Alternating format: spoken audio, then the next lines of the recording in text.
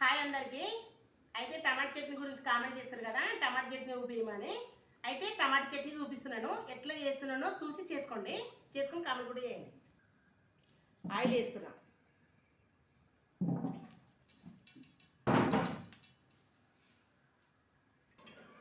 Oil కాగింది, పచ్చిమిర్చి వేస్తున్నా.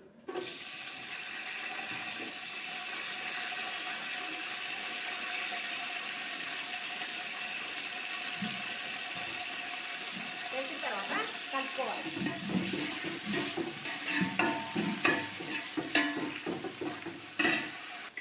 అయితే మిరపకాయలు అయితే వేగిన తర్వాత ఇది పుదీనా వేసుకోవాలి. పుదీనా అంటే ఎంత వేసినా ఏం కాదు, పుదీనా ఎంత మంచిగా వేస్తే అంత బాగుంటుంది. ఇక కొత్తిమీర వేసినాక ఇవి ఎంతమంది కంటే 60 మందికి ఇస్తున్నా టమాటా చట్నీ. 60 మంది కంటే కిలో పచ్చిమిరపకాయలు 2 కిలోలు టమాటాలు వేసుకోవాలి. వేసుకుంటే మీకు 60 మంది 8 మంది దాకా ఇవ్వద్దు చట్నీ మాత్రం. అయితే కొత్తిమీర పుదీనా వేసింది అయింది కదా, ఇట్లా టమాటాలు వేసిన అంటే కిలో పచ్చిమిరపకాయలు 2 కిలోల టమాటాలు కలిపిన తర్వాత టమాటాలు వేసిన కదా, అల్లం వెల్లిగడ్డ వేసుకోవాలి. అల్లం వెల్లిగడ్డ వేసినాక పసుపు వేయాలి. పసుపు వేసిన తర్వాత ఇదిగో ఉప్పు వేయాలి. ఉప్పు వేసి మంచిగా కలపాలి. ఇది ఈ చెంచాతోని సగం చెంచేసిన అంటే మనము తెలుస్తుంది కిలోకు ఎంత వేసుకోవాలంటే చెప్పనా, ఒక 2 స్పూన్లు వేసుకోవాలి. మన చాయ్ చెంచాతో పసుపు 1 స్పూన్ వేసినా కదా, 1 స్పూన్ వేస్తేనే మస్తు అవుతుంది. ఉప్పు అంటే నాకు ఇక చేతితో వేయడం అలవాటు కాబట్టి చేతితో వేస్తాం. మనం ఎట్లా తింటాము ఏంటి అనేది ఏ పూటకైనా కానీ ఏ కాడికి ఉప్పు మాత్రం తక్కువ వేసుకోవడం చూసుకోవాలి. ఉప్పు తక్కువ ఉందనుకో తర్వాత వేసుకోవచ్చు. ఉప్పు ఎక్కువైందనుకో ఏం చేయలేము. ఉప్పు ఎక్కువైతే ఏం చేస్తాము, నిమ్మకాయ పిండుకోవడమో ఏదో చేయాలి. ఎట్లయినా మంచిగా చేసుకోవచ్చు. అయితే చేసుకొని కామెంట్ కూడా చేయండి. ఇది ఎట్లా అవుతుందో చూపిస్తాను. సేపు మూత పెట్టుకుందాం. మూత పెడితే అదే మగ్గుతుంది 10 నిమిషాల.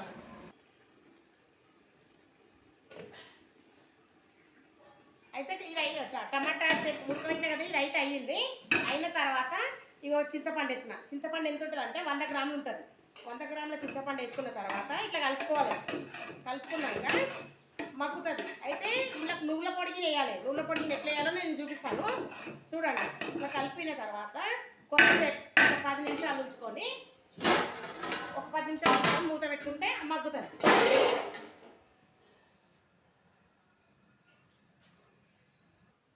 అయితే చట్నీ అయితే రెడీ అయ్యింది. అయితే వాటర్ ఉండదు చట్నీలా. వాటర్ ఉండకుండా ఉంటే చట్నీ మాత్రం బాగా టేస్ట్ ఉంటుంది. చల్లార పెట్టుకుందాం. చల్లార పెట్టినాక మిక్సీకి ఎట్లా వేయాలో చూపిస్తాను నేను. అయితే చట్నీ అయితే చల్లారింది. ఇది చల్లారిన చట్నీ. ఇలా నువ్వుల పొడి కలపాలి. నువ్వుల పొడి ఇగో అయితే పావు కిలో నువ్వులు కలుపుతుంది. నువ్వుల పొడి అంటే 2 గ్లాసులు అవుతుంది.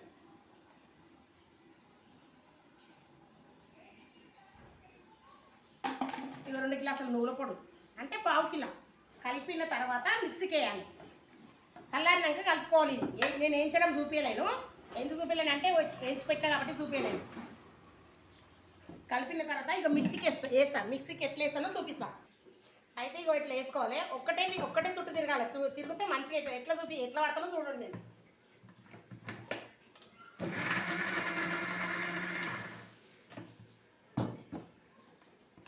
ఇక ఈజీగా మనము రోట్ల నూనె తొక్కులాగా వస్తుంది.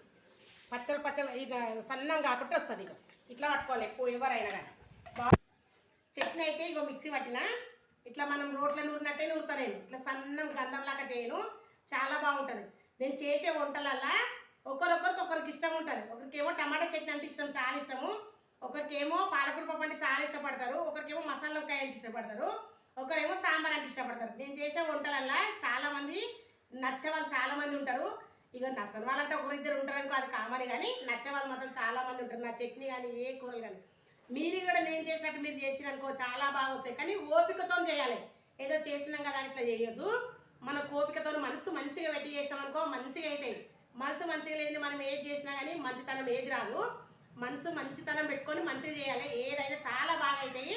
నేను ఎట్లా పోపు చేస్తానో చూసి మీరు కూడా చేసుకోండి. అట్లనే పోపు చేయడం ఎట్లనో చూపిస్తాను. ఆయిల్ అయితే వేస్తున్నా.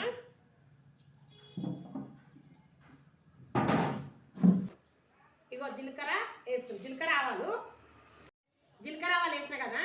ఒక్కో దాంట్లో పోపు చేయకుండా ఎట్లా చేయాలంటే జీలకర్ర, కొత్తిమీర, ఎల్లిపాయలు వేసి మిక్సీ పట్టించాలి పోపు చేయేటప్పుడు. అదొక టేస్ట్ వస్తుంది. నేను కాకపోతే మీకు పోపు చూపిస్తాను ఎట్లా చేయాలనేది.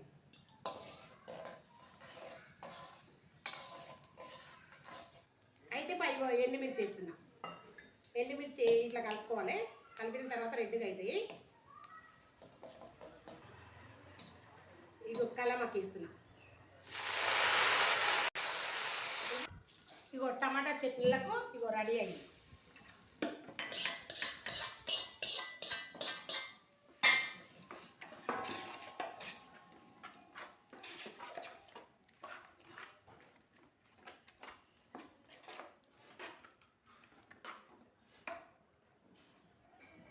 టమాటా చట్నీ అయితే రెడీ అయింది.